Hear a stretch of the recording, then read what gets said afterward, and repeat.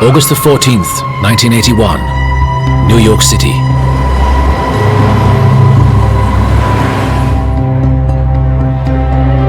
Dominic Sonny Black Napolitano, a captain in the Bonanno crime family, walks into the Motion Lounge Bar in Brooklyn. He hands the barman the keys to his apartment, a large bundle of cash, and the diamond-encrusted rings from his fingers. He tells the barman he's going to a meeting and doesn't know if he's coming back.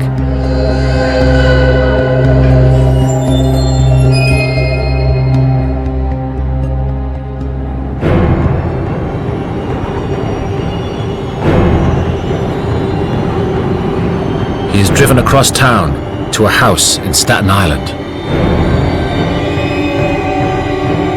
The meeting is in the basement.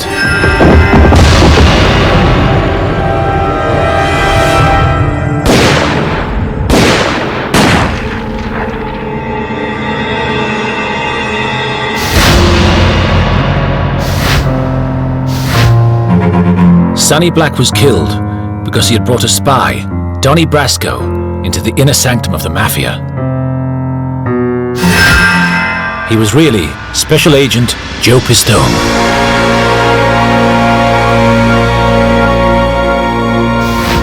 Did I want to see him get killed? No. Would I rather have him gone to jail? Yeah. Thanks to Pistone's 6 years undercover, over 200 mobsters will be convicted, and one of the biggest Mafia families brought down. It was the most successful undercover operation in FBI history.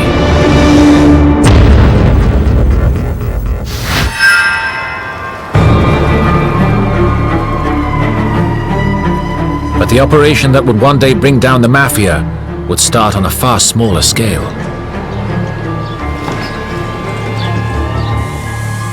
In 1976, New York was facing a wave of truck hijackings.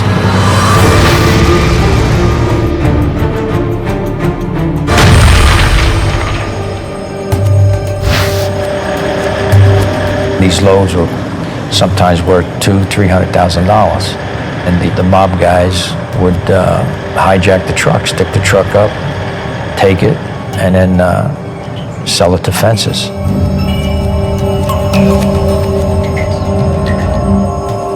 The FBI decided to initiate an undercover operation to target these fences in an effort to stem the flow of hijackings. They selected Joe Pistone for the operation. Pistone had racked up extensive undercover experience over his 15 years as an FBI agent. I always worked undercover cases. I worked all criminal matters, bank robberies, prostitution cases, worked a lot of gambling cases.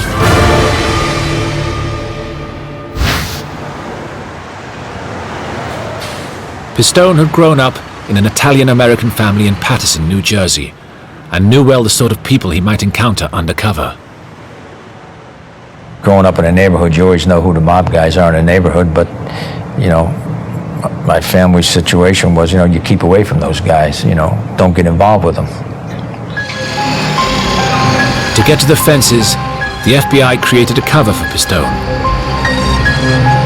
A jewel thief. We came up with burglar and jewel thief because when you're in an undercover situation, you can't become involved in any violence, crime of violence. So you come up with a legend that doesn't tend to lead toward violence. Not many jewel thieves in jail for murder, So I went to school, learned all about jewelry, precious gems, the locks, alarms, safes. So we took about 6-7 months to prepare for this operation. With his training complete, Pistone was ready to embark on his mission.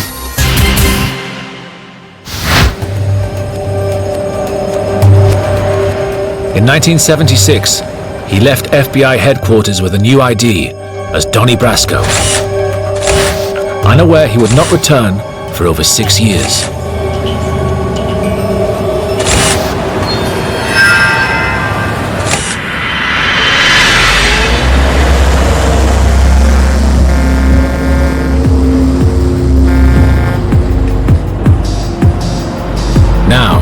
his job was to find a way to infiltrate the hijackers.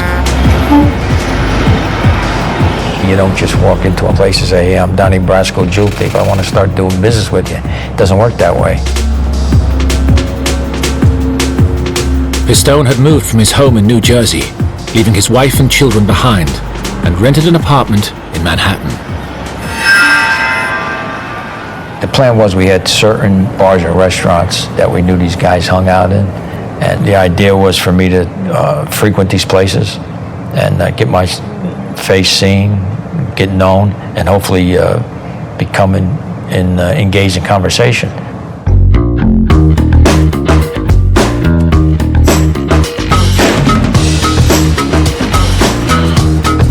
It would take many months until people trusted the new face as a local. Well, the first 6 months I would just hit these different restaurants. Some were in the Upper East Side, some were down in Little Italy. I mean, they were basically all in Manhattan. I would just frequent, go in, sit at the bar, order a meal at the bar, order a drink at the bar, and just hang around for a couple hours. You can't form a pattern. You can't go into the same place the same day at the same time. It's not a 9-to-5 job. It's not a 5-day-a-week job. It's a 7-day-a-week job.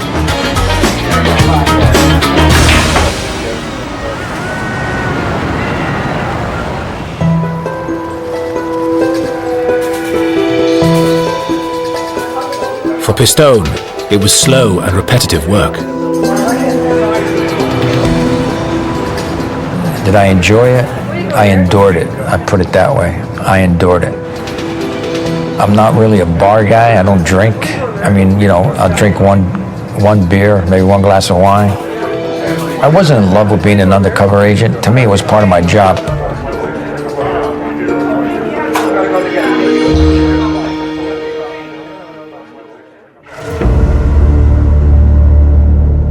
Finally, after 6 months of targeting the bars of Manhattan, Pistone thought that his face had become familiar enough,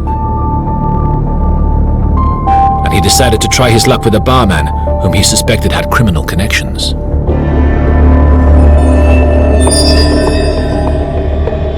I finally felt, well, I got to make a move here.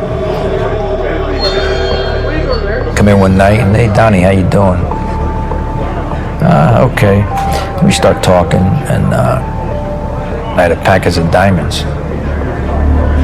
And I said, I need X amount of money for these. Say $10,000. As an undercover, you got to know what the street price of stuff is we call swag. You know, the difference of buying these diamonds at Tiffany's than buying off somebody in the street. And he didn't say a word. He just picked it up, put it in his pocket.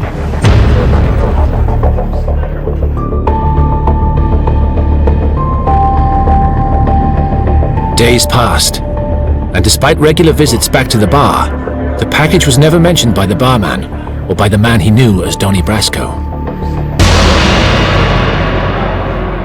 But a fortnight later, there's a breakthrough. After about 2 weeks, I come in one night. He said, somebody left this for you. It's an envelope. I pick it up. And the money's in there. It was the payment for the jewels. This was the first important step in establishing Pistone's credibility as the criminal Donnie Brasco. Now he knows it, you know, I mean, I don't have to spell it out to him that I'm a jewel thief, you know? And it went from there.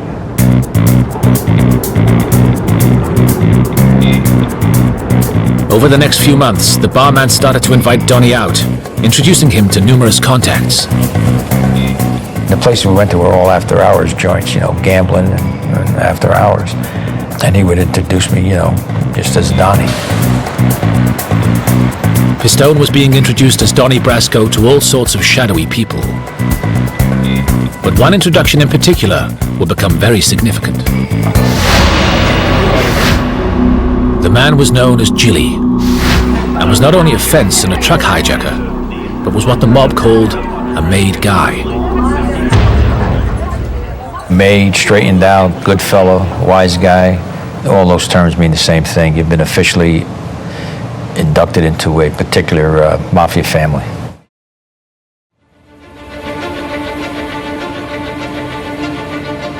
Now news that Pistone was directly involved with a made Mafia member changed the entire nature of the operation. The FBI seized the opportunity and encouraged Pistone to get in with Gilly and his crew. Pistone used all that he had learned at the FBI to convince them that he was a jewel thief, but they wanted to see the spoils of his crimes. You have to be an earner, you know. They're not taking me in because they like my looks, you know. You have to see that I have the ability to make money. Suddenly, Pistone needed to get hold of a lot more jewelry from his supposed robberies. In the operation as a jewel thief, I mean, I wasn't going out robbing Tiffany's to get the jewels. Any jewelry that I brought around came from the FBI. It was confiscated jewelry that we got from U.S. Customs. You know, there was jewelry that was confiscated. Other times I would bring around watches. As Pistone began handing over more and more jewelry, it seemed that he was convincing them that he was a genuine thief.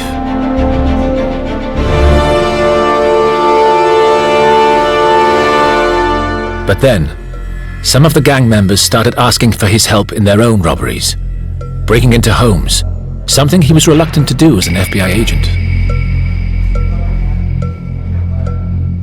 They'd ask me, you know, can you get by this alarm? Can you get in, you know?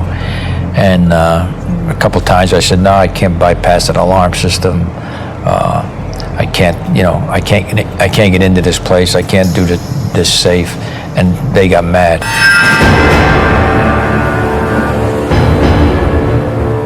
Pistone was called to a meeting by Gilly at his club with two other gangsters, Frankie and Patsy. They locked the door. Patsy puts his gun on the table and he said, you know, Donnie, he said, unless you convince me that you're a really great jewel thief, he said, the only way you're going out of here is rolled up in that rug.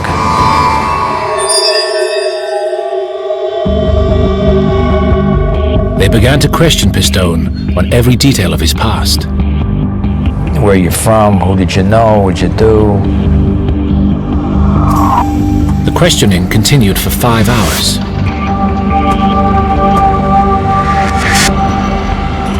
Eventually, Gilly, convinced by Pistone's performance, called a halt to the meeting. But then, as Frankie and Patsy were backing down, Pistone took a massive gamble to increase his credibility. If somebody calls you out in the street, you gotta be mad. And the only thing they're gonna understand here is some kind of force.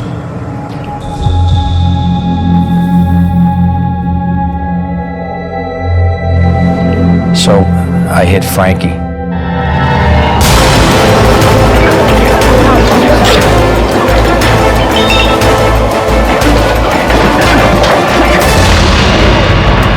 Patsy jumps on me, he starts punching me, starts beating me.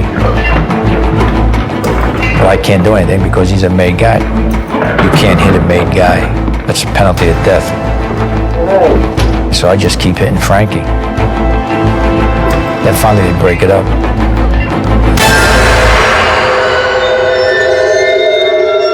The fight didn't just make him seem a credible gangster, but it also gave Pistone the excuse to distance himself from the increasing violence of Gilly's crew. I went to Gilly and I said, Gilly, you know, all due respect, but I don't want to be involved with these guys anymore. If they have something lined up, they have a score lined up, they have something they want to rob lined up, don't even tell me about it.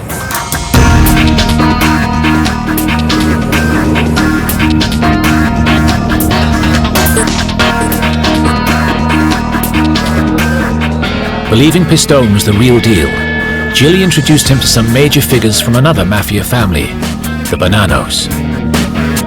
First, he met Tony Mira.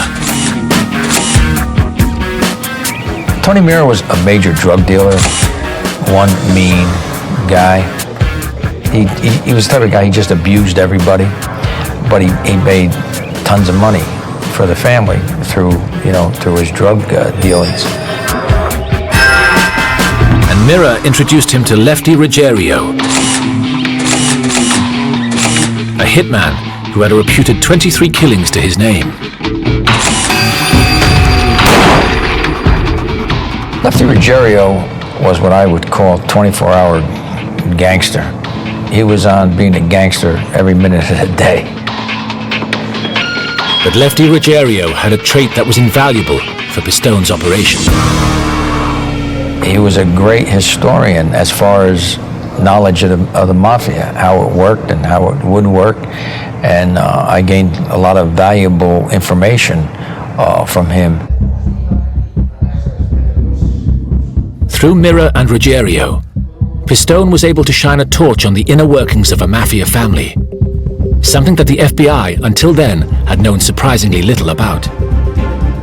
He could recount to us who was in, who was out. He could recount what rackets they were involved in. He could recount what's coming up in the future. The people he was involved in were particularly vicious. You know, who was going to kill who or who was on the outs.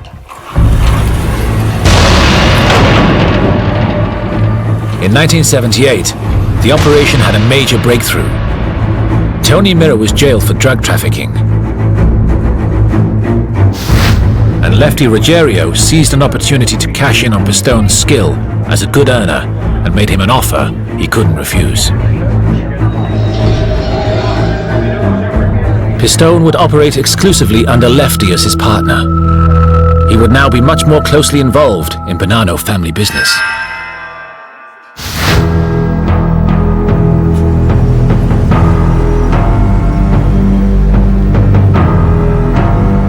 And critically, Lefty was part of a crew run by one of the most powerful captains in the Bonanno family, Dominic Sonny Black Napolitano.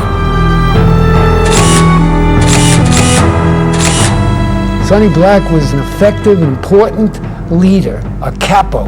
He had about 15 to 20 members in his crew, about 10 or 12 made guys, and probably at least 20 or 30 other what are known as associates or wannabes who hang around and work with the family. He dressed effectively like the consummate or quintessential mobster. T-shirts, dark suits, heavy on jewelry, rings, pinky rings, swaggered, talk tough.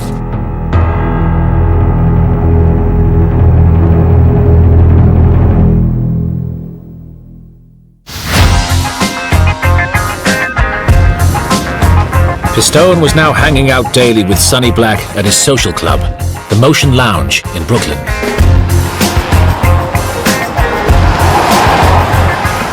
The average day in the life of a wise guy is not as exciting as you might think. You might meet up at 10, 11 o'clock in the morning. You hang out at the social club all day, and your conversation is about what you're going to rob, what you're going to steal, who's stealing from you, how much money you're making in this operation, how much money you're making in that operation. It's a steady grind every day.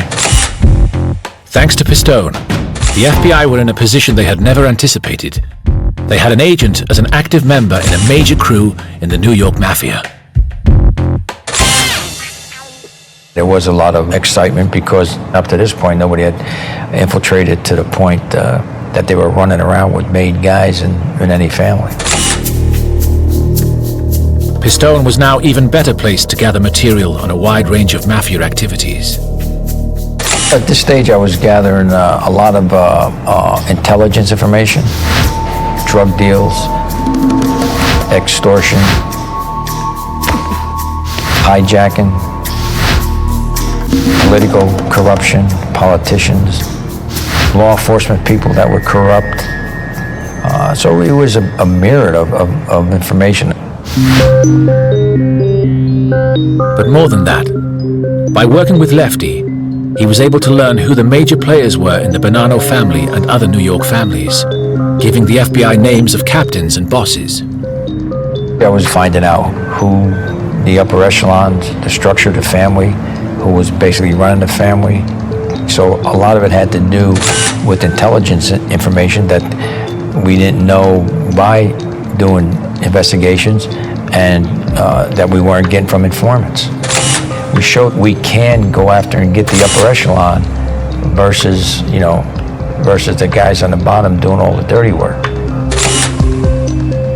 Pistone's intelligence was helping the FBI build a much clearer picture of not just how the Bonanno family was run, but the whole Mafia. And what emerged was how much the various Mafia families were in fact cooperating with each other. You came to realize that this was not a monolithic organization. These folks were working together. They might have been individual families that, for work purposes and for power purposes, but in the scheme of things, they were working together, sharing these criminal activities. And Pistone's success was not limited to just the Mafia in New York.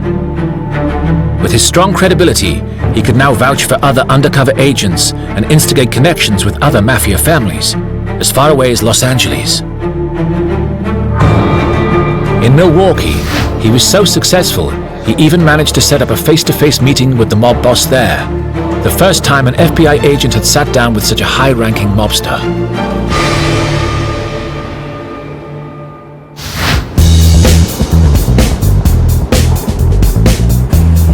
In Florida also, the FBI had been attempting to infiltrate the Mafia. They had set up a club, the King's Court, which they had hoped would be a beacon for Florida's mobsters. Pistone saw a way to help the operation by suggesting that Sonny Black become a partner in the club. The idea appealed to Sonny, and he sent Pistone and Lefty to Florida to check it out. Pistone now discovered that, like many city wise guys, Lefty had hardly ever left his New York borough. Everybody thinks that mob guys are so worldly and they know everything. I mean, they're really parochial, and Lefty was no different. Had no idea how to make a plane reservation, because a lot of time, most of the time, when they wanted to go somewhere, the plane tickets were, back in the day before the computers, they were stolen, from travel agents.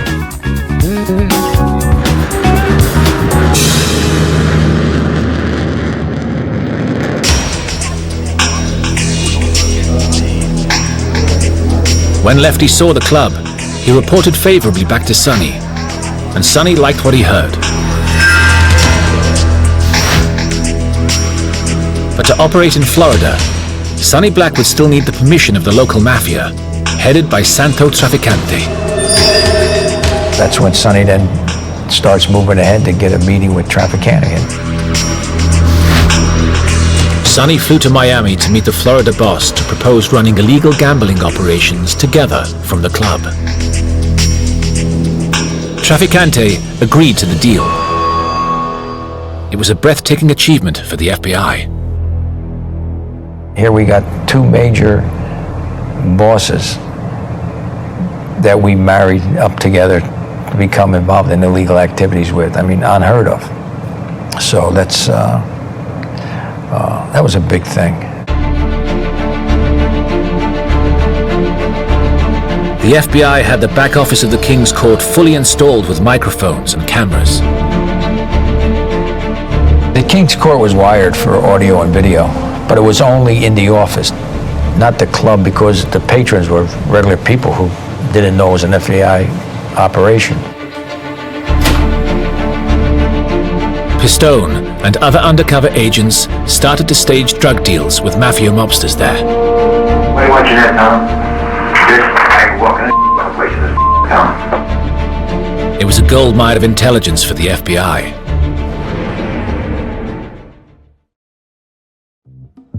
But for the Bonannos, it was a major money-making operation. And Sonny Black loved it.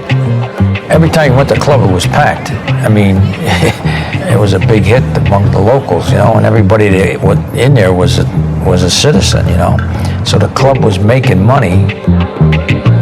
We're doing illegal gambling, casino nights, and illegal bingo games, which was big down there because of the elderly population. You can make a lot of money running bingo because they were taking the big cut for themselves. Pistone was impressing Sonny Black, So much so that Sonny asked him to head up the operation in Florida. But more importantly for the FBI, in another promotion for Pistone, he no longer had to report to Lefty Ruggiero, but would answer directly to Sonny Black. Pistone now had access to one of the most important captains in the New York Mafia. Nothing like this had ever been done before.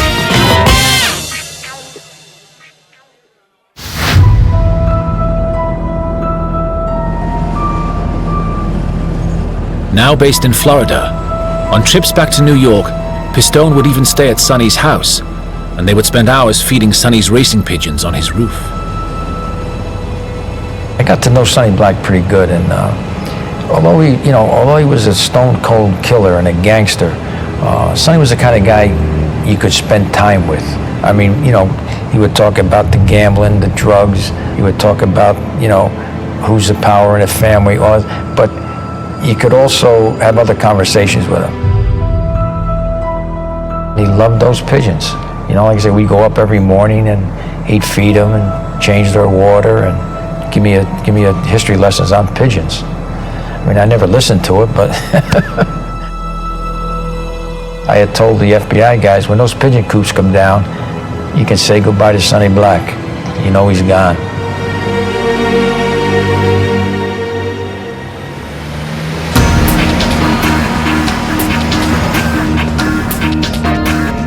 Pistone's close relationship with Sonny Black now gave him even more access to information within the Mafia. He discovered that one faction of the Bonanno family, recent Sicilian immigrants known as Zips, were enormous drug importers. They used a series of pizza restaurants to distribute the drugs.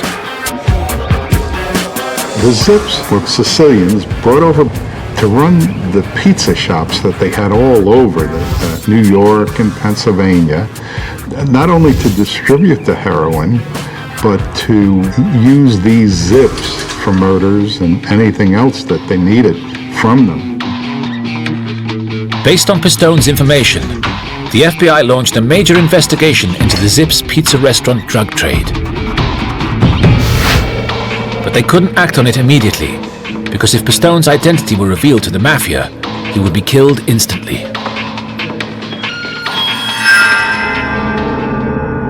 Every day going to work like that, knowing he could easily be made or betrayed, and his life would have been worthless. And yet he did it for years. As long as the person's undercover, you can't do anything with that information until they surface, or you jeopardize them. But in fact, by now, there was a far more serious threat to Pistone's life.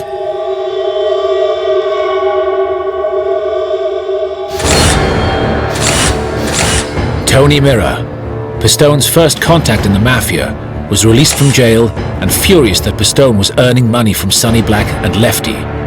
He wanted revenge. What you have to remember, there's a lot of jealousy and envy in the mob. Mira gets out of jail and he's jealous because he thinks I'm making a lot of money and because I'm real close to Sonny Black. So he goes and he goes to his captain and says that I should be with him and not Lefty because he's the one that brought me around. But Sonny, keen to keep his cut of Pistone's earnings, was reluctant to pass him back to Mira. Mira goes to Sonny and Sonny says no.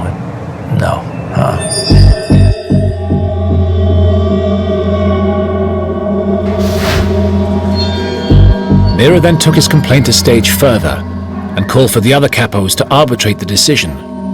Lefty and Sonny were called on to defend their claim on Pistone in a series of meetings.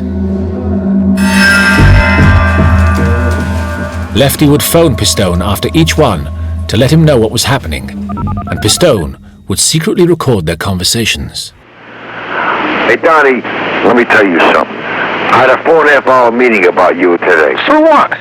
Donnie, don't say for what. Well, Left, you say don't say for what. How do I know? I don't even know what you're talking about. I won you and I'm going to keep you. Well, that's right. All right, I'm not giving you up, and so is Sonny. We own Donnie, and we giving up Rocky. Now you give up my prick, I said. I won you. I'm not giving you up. I'll die with you. Well, how does Sonny stand tonight with us? What's he saying? He's not giving you up. Not giving you up. Ain't nobody having you. Hey, I don't want no part of Mirror.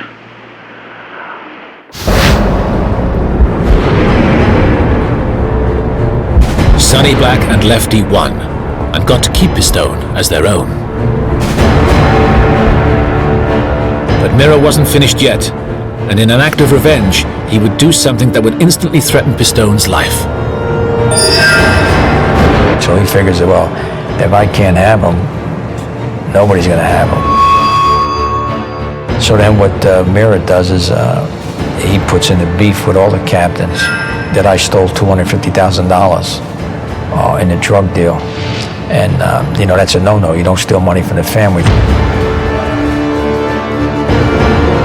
The severity of the accusations demanded a series of high-level meetings, or sit-downs. A sit-down was, in effect, a trial. High-ranking mobsters from the Bonanno family in New York, including some of the Sicilian Zips and Bonannos from far away as Canada, were called in to judge the accusations leveled at Pistone. If Pistone were found guilty, he would be executed immediately. If you lose a sit-down, you're gonna get killed right then. I mean, it's not like, they're gonna give you, we're gonna give you a month to get your affairs in order. Rocky admitted that you made $250,000. Who did Rocky tell you? After he married his men. Don't you understand? He's a lying son of...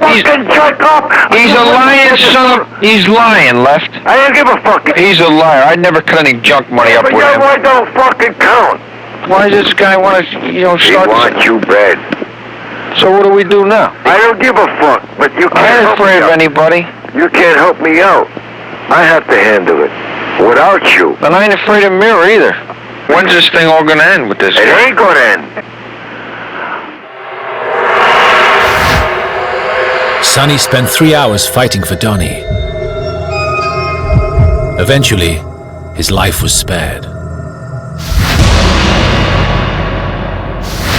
Sonny Black wins the sit-down. Pistone may have survived the sit-down, but he had made a serious enemy of Tony Mirror. The FBI were concerned the operation was becoming too dangerous and began to consider pulling Pistone out. They were talking about closing the operation down. But Pistone thought otherwise and managed to convince his boss, Jules Bonavolonte, to continue just a little while longer. I convinced Jules, there's nothing to worry about, I mean, I can handle this.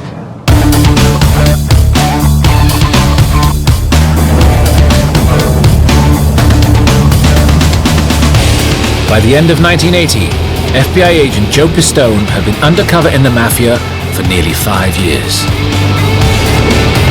His intelligence had been invaluable to the FBI. They had wiretaps on senior members of the New York Mafia, cases open on Sicilian heroin trafficking, the Milwaukee mob, and Colombian drug deals in Florida. And as a trusted confidant to one of the most powerful captains in the New York Mafia, the outlook for Pistone and the FBI was looking good. But soon, Pistone's operation was to become far more complicated.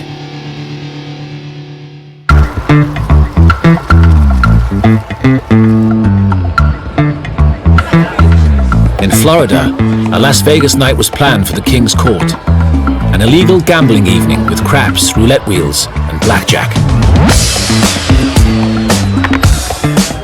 The event was scheduled for January the 17th, 1981. Sonny and a number of New York wise guys had flown down for the event. The local sheriff had been paid to turn a blind eye. I was right there when he paid the guy off. The guy assured us that everything was taken care of, At first, the evening went well. The place was mobbed. King's Court was mobbed. Had all kind of money. We were making all kind of money. But when the night was in full swing, something went terribly wrong.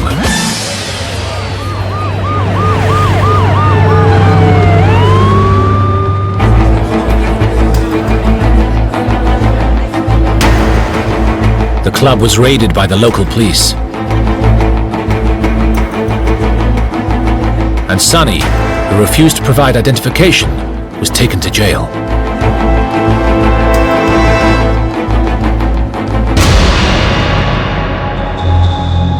He was bailed the following day, but was furious. Sonny spent the night in a can. He wasn't too happy the next day, believe me. He wasn't too happy the next day. Sonny Black was convinced there must have been a rat. Pistone had to be concerned that suspicion might fall on him.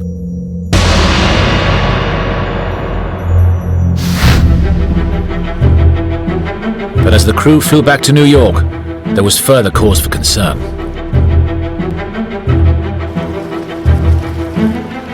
Months earlier, in a move to impress his mob connections in Florida, Pistone had borrowed a luxury boat from the FBI for a fishing trip with Lefty. But now, Lefty spotted an article in a magazine detailing an FBI sting operation in which agents had posed as Arab sheikhs to entrap corrupt congressmen. The article included a picture of a boat used in the operation. It was the same boat that Pistone had used to impress Lefty Ruggiero. The boat that we used was on the front page of Newsweek. There's another major undercover operation going called Abscam. It wasn't supposed to get the surface for a long time. But what happened was it got exposed. Lefty demanded to know how Donnie had got hold of an FBI boat. I told Lefty, remember this girl we met out in San Diego? And, do you remember she said her brother had a boat in Miami and that we can use it any time? So I said, look, Left, I said, you were there,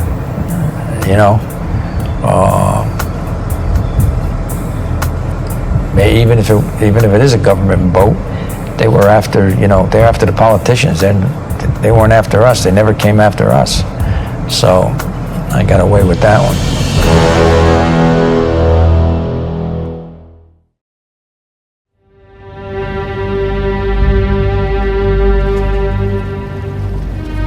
Lefty seemed to buy his story, but Pistone could not be sure he was still completely trusted by either Lefty or Sonny.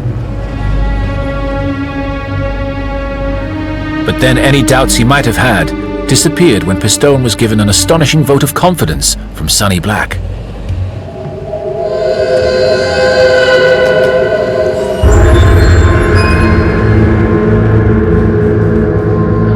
Sonny Black proposed Pistone for full membership of the Mafia. He had to go to every captain in the family and say, hey, I'm going to propose Donnie Brasco. You guys have anything against Donnie? And if one captain says a negative thing, they can't propose you. And all the other captains okayed it.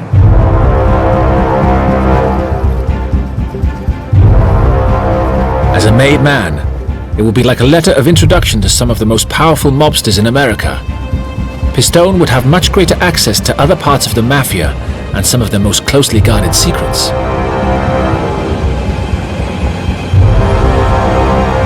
But at FBI headquarters, there was real concern. It was all very well having an agent inside the Mafia, but having an agent inducted to a senior level could compromise the entire operation. Theoretically, to become a member, you would have had to kill somebody.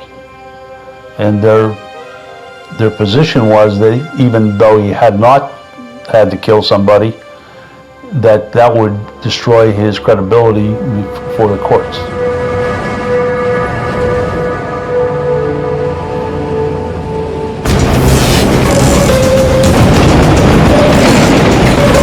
And dramatic events within the Bonanno family power structure increased concerns in the FBI. The Bonanno family was in the midst of a civil war. And Sonny Black was right at the forefront of it. It had begun 2 years earlier, when Sonny Black had taken part in the murder of the boss of his own family, Carmine Galante.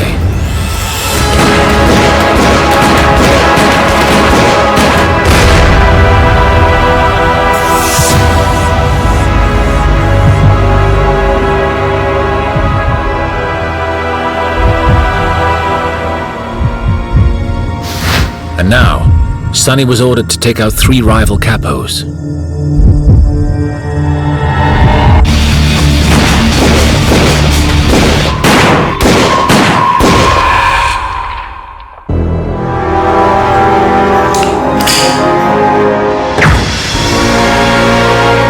As the violence escalated, there was an increasing risk that Pistone could be killed in the crossfire. Now that this war was going on, this is the first time everybody's carrying a gun now. Sonny Black gave me a gun to carry. Because guys that were with the other 3 captains were looking to kill us.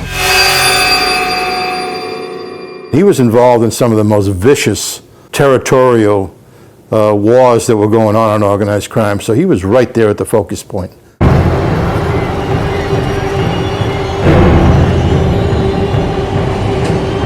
And then, Sonny Black put Pistone in a position the FBI had been desperate to avoid. Sonny ordered Pistone to track down a rival mobster, Bruno Indelicato, and kill him. So Sonny sends me to Florida because that's where they thought Bruno was. And the plan was if I found him, I'd call the FBI, they'd snatch him, we'd make it look like a hit, and then I can go back and say, you know, I took care of him.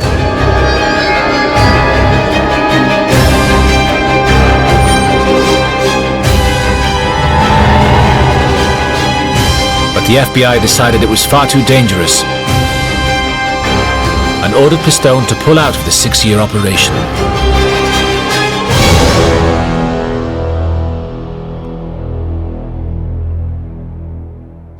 When we ended the operation, he was very upset because I'm sure he felt that if he could have been made, his credibility would have been enhanced. Can you imagine the kick in the ass when it comes out, you know, Bonanno Mafia family makes undercover FBI agent? But I couldn't convince him, so we had to surface.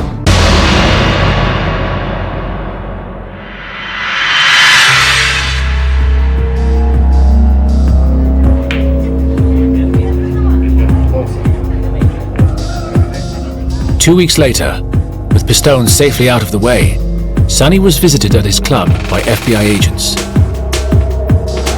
The agents presented a picture of the 3 of them with a 4th man, one of their most trusted crew members. You know this man as Donnie Brasco. He is in fact an FBI agent. And Sonny said, well, if I see him around, then now I'll know. I mean, he really didn't believe it. But eventually, Sonny Black began to accept the truth, and the FBI watched as he retreated to his pigeon coop to think over his options. He realized that if Donnie Brasco were an undercover agent, then, as the man responsible for bringing him into the Mafia, he was sure to be killed. The FBI offered him protection. All he had to do was come forward. He said no. He knew what the results might be, but he wouldn't betray his oath. He decided to go down at the end, and he knew pretty much that he was on a hit list. 2 weeks later, Sonny Black was called to a meeting. I didn't want to see him get killed, but, you know, he brought it upon himself. You know, when the agents went to talk to him, he could have easily called them later on and said, look, I'm coming in, you know. What kind of deal can I make?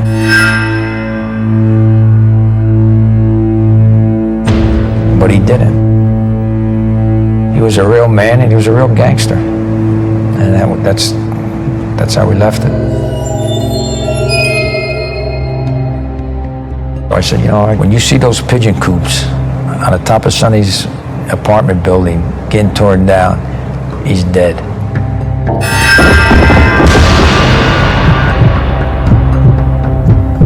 17 days later, they start taking the pigeon coops down.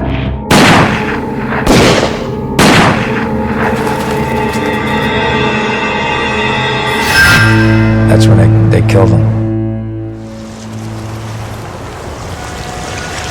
Sonny's body was found dumped in a New York river. Symbolically, his hands, which had welcomed an FBI agent into the Mafia, had been cut off.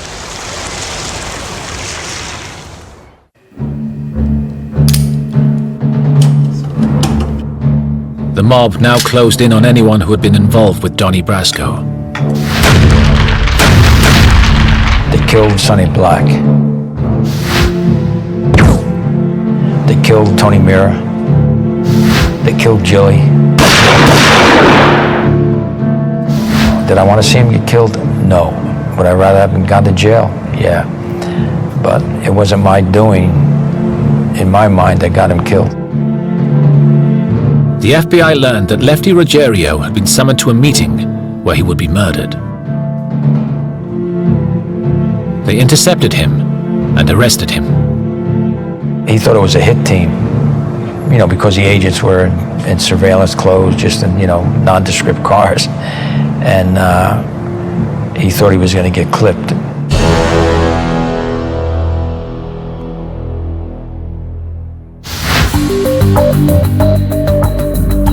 With Pistone now out of the firing range, the FBI used his information to go after hundreds of Mafia members. 4 years ago, a petty jewel thief known as Donnie Brasco began working his way up inside the mob. Last year, in a New York trial, Brasco unmasked himself. His real name?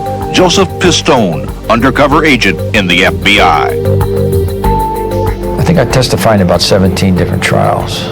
We had 235 convictions. In New York, you know, we knocked out the Bonanno family to a great extent. Bonanno family, as I know of it, I think they are nothing but a street gang at this point in time. In Milwaukee, we took down the whole family. You know, the boss, the underboss, a couple of his captains. The same thing in Florida, you know. A federal grand jury in Tampa today indicted Santo Trafficante and 11 others on racketeering charges that include gambling, extortion, bribery, and narcotics. In 1985, Pistone testified in the trial of the Sicilian heroin traffickers. Known as the Pizza Connection, it was one of the longest trials in American history. All the principal defendants in this case were convicted. 18 of 19 defendants overall were convicted. It's an outstanding result. We couldn't have hoped for anything better, and it is a tremendous victory for the effort against the Mafia. And in what became known as the Commission Trial, Pistone identified the heads of the New York families. They're calling it the biggest sweep of underworld leadership in nearly 30 years. 5 reputed godfathers arrested and indicted in New York. His evidence and testimony was central in securing convictions on 151 counts. Pistone's operation spelled the beginning of the end for the mob, as gangsters at all levels of the Mafia were sent to jail. Amongst them was Lefty Ruggiero, imprisoned for conspiring to murder the 3 capos, distributing drugs, extortion, bank robbery, and illegal gambling in Florida. So he spent like 15 years in jail. I hate to be the guy that was his cellmate or guard, because he had to be the biggest pain in the arse there ever was. The Mafia responded by placing a $500,000 bounty on Pistone's head. To this day, Agent Joseph Pistone lives under a pseudonym in an undisclosed location.